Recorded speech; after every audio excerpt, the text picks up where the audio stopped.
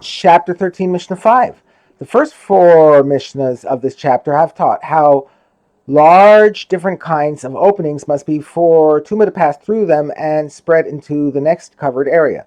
The final two Mishnahs of this chapter teach which things reduce the size of an opening and prevent Tuma from passing through it. In general, anything that is placed in an opening or window and left there permanently reduces the size of the opening.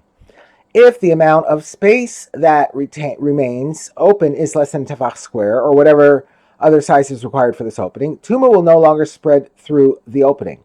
One exception to this rule is something that is Tame, or which can become Tame. As we have seen in earlier chapters, anything that is Tame, or which can become Tame, does not block the spread of Tuma. Our Mishnah will list a number of things that are Tame, or that can become Tame, which nevertheless do reduce the size of the window and keep Tuma from spreading through it.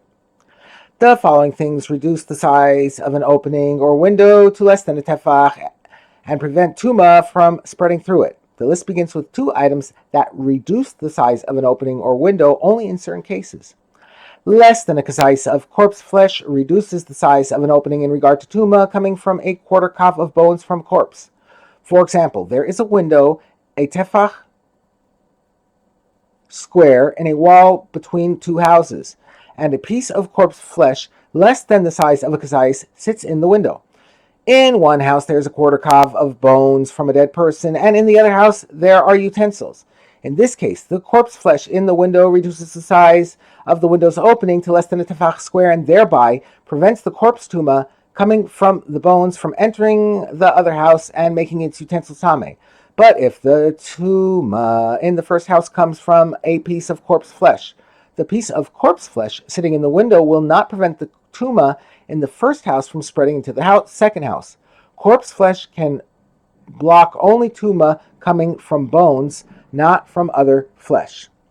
Similarly, a piece of bone smaller than the size of barley corn reduces the size of an opening in regard to tuma coming from a kazais of flesh from a corpse.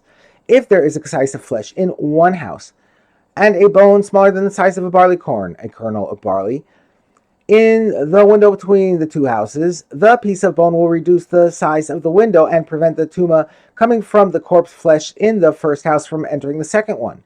But if the tuma in the first house comes from bones, a piece of bone less than a barley corn will not prevent the tuma in the first house from spreading into the second house. Bones can block only tuma coming from flesh, not from other bones.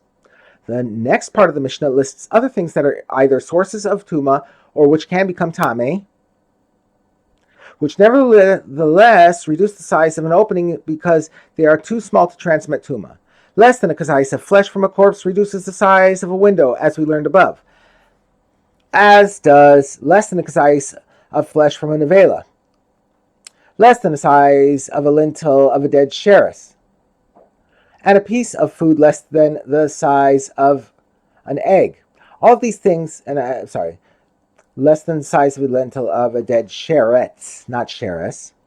Let's just restart all this paragraph. I'm sorry. The next part of the Mishnah lists other things that are either sources of tuma or which can become tame, which nevertheless reduce the size of an opening because they are too small to transmit tuma. Okay. Less than a kazais of flesh from a corpse reduces the size of a window, as we learned above. As does less than a kazais of flesh from a nevela, less than the size of a lentil of a dead sheretz,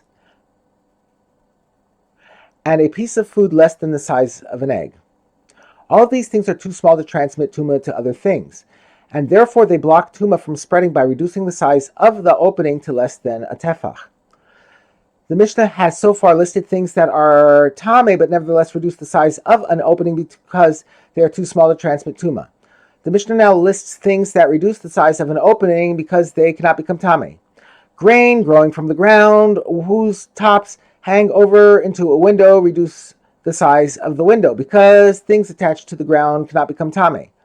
And a spider web that is substantial, i.e., it has thick strands, also reduces the size of the window because it too cannot become tame.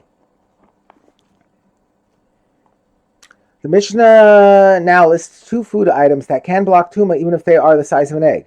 The nevela of a kosher bird whose owner did not intend to use it for food can reduce the size of an opening and block tuma because it does not become tameh as food. And the nevela of a non-kosher bird whose owner did intend to use it for food, but he did not make it susceptible to tuma by making it wet, or he made it susceptible to tuma, but he did not intend to use it for food, can also reduce the size of an opening and block tuma. Since the meat of a non-kosher bird, the size of an opening can and block tuma. Since the meat of a non-kosher bird does not become tameh unless it was both intended to be used as food and it was made susceptible to tuma, if one of these conditions is missing, the meat of the non-kosher bird does not become tameh. Therefore, it reduces the size of an opening and prevents tuma from passing through it.